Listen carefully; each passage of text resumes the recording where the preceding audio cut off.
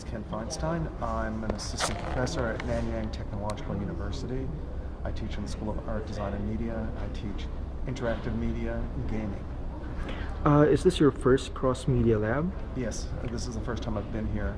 I came to Singapore only 6 months ago and just started teaching here. So, what attracted you to cross-media lab, and what are your expectations? I met with Megan and Brendan, who run the lab, and I was just really interested in just sort of the whole idea of how it works, and that it is a less formal thing and it gives more time for people to sort of talk and share and collaborate and grow ideas more than just sit around and listen to people talk, and just presentations and people presenting papers and reading to you till you fall asleep. What do you teach your students? So what are the courses that? I've been particularly teaching what would be considered more physical computing. I teach them about interaction, how to build, how to work with motion tracking, how to build sensors, how to make physical pieces, be they room installations or small devices or whatever. Okay. So, what do you think of all these new digital tools, like, let's say, this kind of camera phone and some of the other new gadgets that are coming out? I love this stuff. I look back, for example, when I was originally in school and I started out learning how to do documentary filmmaking, and shot in 16 millimeter. I went bankrupt twice. Sold everything I had. I sold an incredible jazz and punk collection so I could stay in school and get film and all this. And now you can do a lot, and it's easy to do, and you can go into places with cameras that were harder to. Things become much easier. You can look at things in a different way. The more people who make films and video, the better off we are.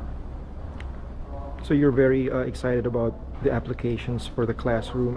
Oh yeah. Oh, I think it's great. I think we live in a world that's very different than what the traditional teaching model has always been.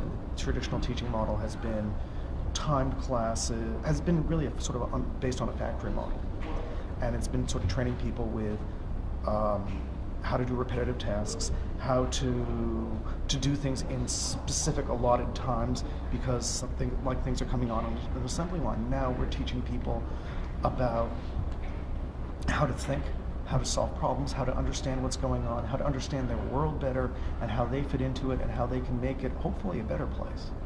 So how can that be bad? So, for example, in a typical class of yours, how do you make use of some of the gadgets that are available, or perhaps online tools? Well, I'm trying to get more and more into using open source software so that people can, because it's great to teach people how to use some software, and they use it, it's really expensive, and they can't necessarily afford it when they're outside of the classroom unless they get a job, which I'm sure all of them will do.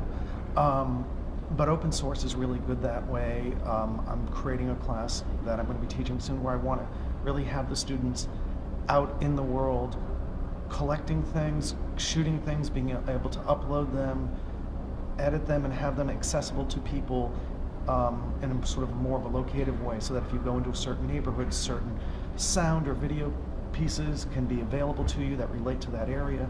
And so I think it's a great way to sort of reimagine where you live and re-experience your environment, and brings what the artistic experience is, which is that experience that's separate enough from what is your daily life, to give you a perspective to help you stop and think and reflect on your life and understand it better. So it really helps change the teacher-student dynamic, in the sense that instead of spoon-feeding them, they get to learn on their own, explore on their own. Oh yeah, I don't feel like I ever teach in that traditional sense. I'm there as someone who works with them cooperatively.